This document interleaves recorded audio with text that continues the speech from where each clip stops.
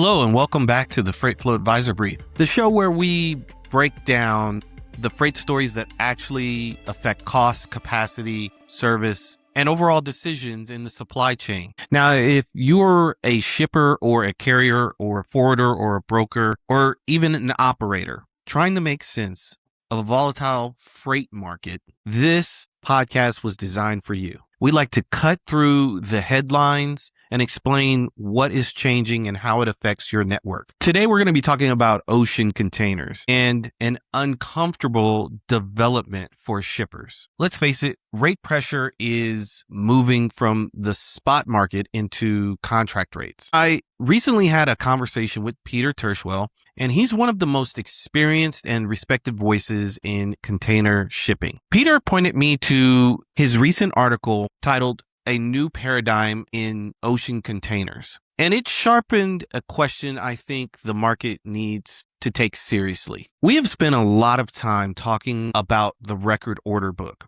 We know the conventional view. Too many ships should mean lower freight rates. But what if the more important number is not how many ships exist? What if it's how many ships are actually available on the right trade lane, operating reliably enough to move cargo on time? Because right now, that effective capacity is being constrained by congestion, not to mention geopolitical disruption. And you put that together with carrier capacity management, and it creates this recipe. And that is why the market is behaving differently than the simple more ships equal cheaper freight. So let's start with the latest. According to Loadstar, Asia to Los Angeles spot rates rose 6% to $6,244 per 40-foot container. That alone will get attention, but the bigger signal is what happened alongside it. Average long-term rates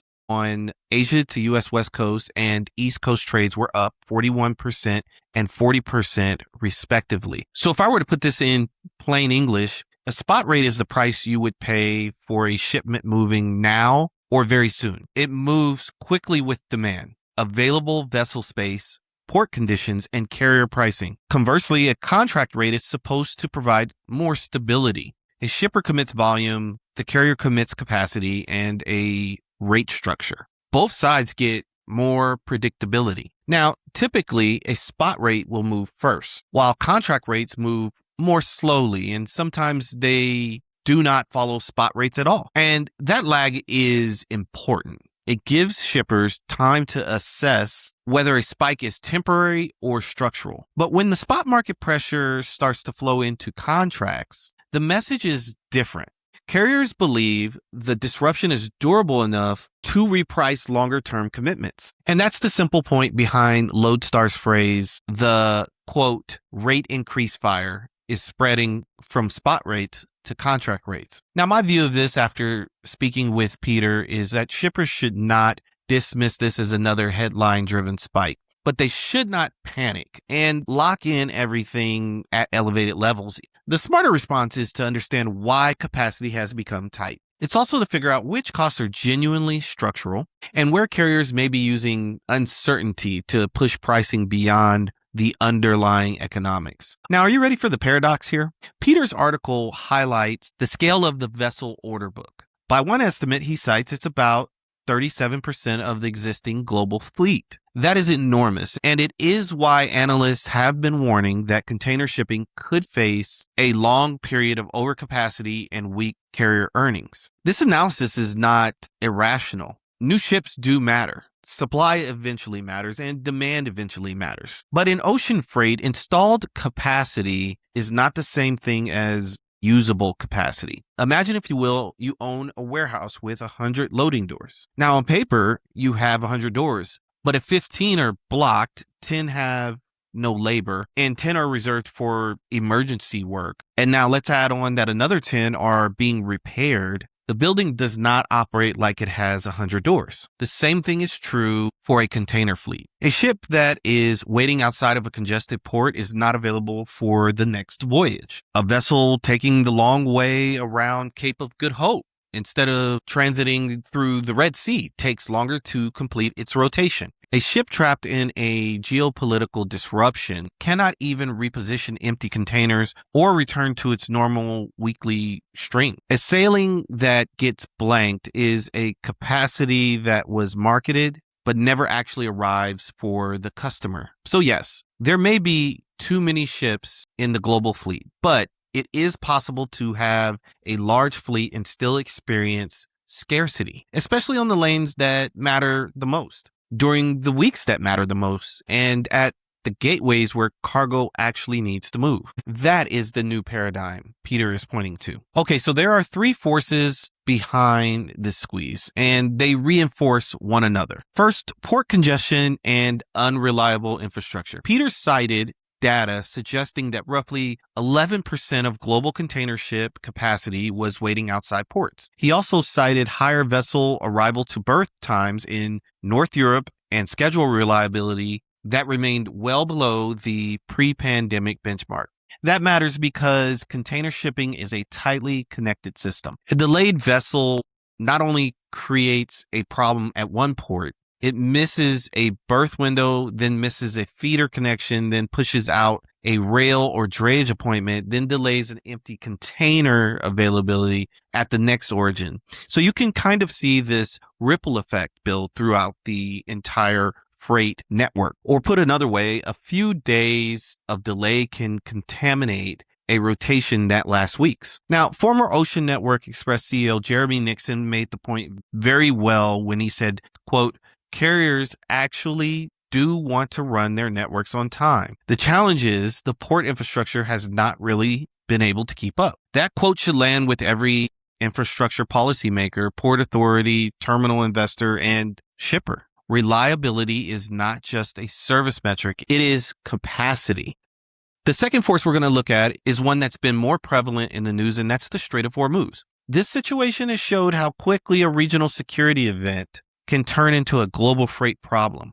Container vessels and a meaningful amount of capacity were trapped in the Persian Gulf. Now, carriers adjusted routing, bookings, insurance plans, and surcharges. But then you layer in the Red Sea. Since late 2023, diversions around the Cape of Good Hope have added time, fuel consumption, and vessel days to many Asia-Europe rotations. That is capacity absorption. You need more ships to offer the same level of weekly service when each voyage takes longer. Now, the third force is carrier capacity management. Blank sailings used to be something shippers watched as an exception. It was a temporary reaction to soft demand, a holiday, bad weather, or an operational breakdown. Now they're becoming this regular operating lever. In fact, Sea Intelligence data showed that carriers withdrew between 10 and 14% of scheduled capacity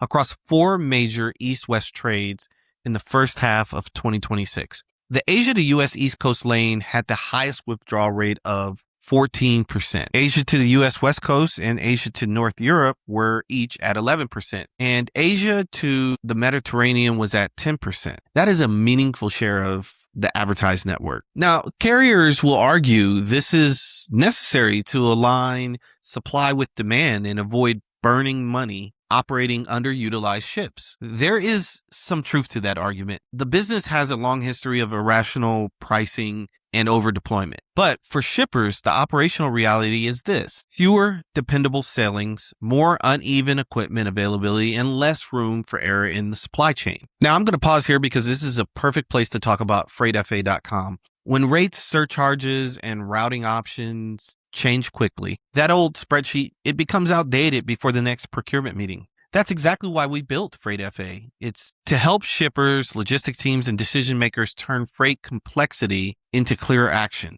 We've also added the Freight Flow Advisor chat. It is an AI-powered freight analyst that you can ask practical questions to in plain language. So instead of chasing disconnected quotes and manually rebuilding lane comparisons, FreightFA helps you pressure test costs, compare freight, and bring more confidence into the conversation with carriers, forwarders, and internal stakeholders. So listen, whether you're managing a few critical lanes or building a broader transportation strategy, take a look at FreightFA. to give you a better starting point for freight intelligence and cost visibility. So visit freightfa.com. That's freightfa.com. Now, as we pivot back to ocean containers, emerging production markets are not just adding volume, they're reshaping where freight risk sits. You see, as companies diversify sourcing beyond China, countries such as Vietnam, Indonesia, Thailand, Cambodia, India, and Mexico become more important nodes in the supply chain. That diversification makes strategic sense. It can reduce concentration risk. It can help companies respond to tariff, trade policy, labor dynamics, and customer demand. But diversifying manufacturing without diversifying logistics creates a new exposure.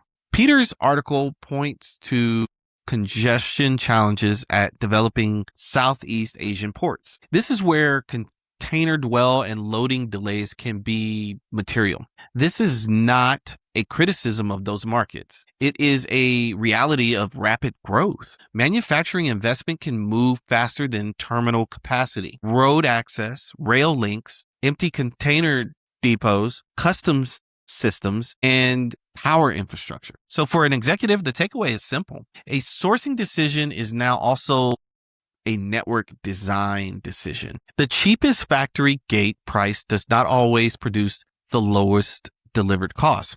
If a gateway has unreliable vessel calls, constrained equipment, weak inland connections, or long dwell times, that cost shows up elsewhere. Now listen, if you're a forwarder or a 3PL, this is an opportunity. Customers increasingly need origin management, equipment planning, consolidation, alternative port strategies, and exception visibility. The value is not merely buying a container slot.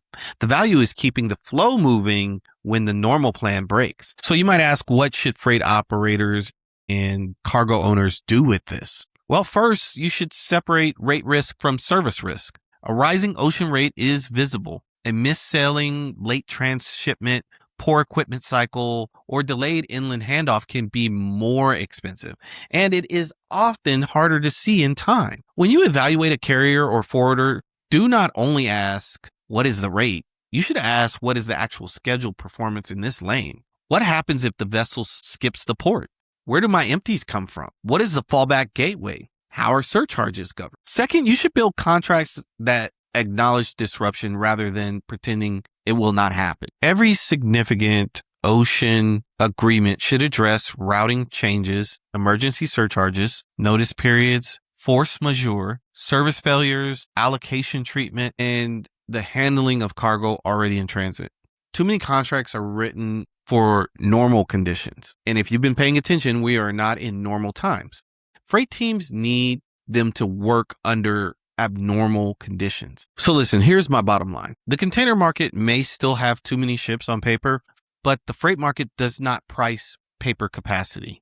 It prices the ability to get a box from origin to destination on a reliable enough service and with a cost that can be planned around. Right now, congestion, conflict, longer rotations, blank sailings, and infrastructure limitations are constraining that ability. And as Lodestar reporting shows, the implications are beginning to move beyond the spot market and definitely into contracts. So that's the signal. Don't look at just fleet growth or the latest index. You need to be examining effective capacity, because the companies that can see that tightening first will make better procurement decisions. So that's it for today. Thank you for listening to the Freight Flow Advisor Brief. If this episode helped you make sense of the market, share it with someone managing freight, procurement, or supply chain strategy. Now, I'll be dropping a more detailed article next week on the Substack. So head over to substack.com, search the Freight FA Brief, and make sure you subscribe while you're there. You can listen to this podcast on Apple and Spotify, or you can watch us on YouTube. If you're looking for us on social media, you can find us on LinkedIn, Facebook, and Instagram at the Freight Flow Advisor. Until next time, this has been your Freight Flow Advisor Brief.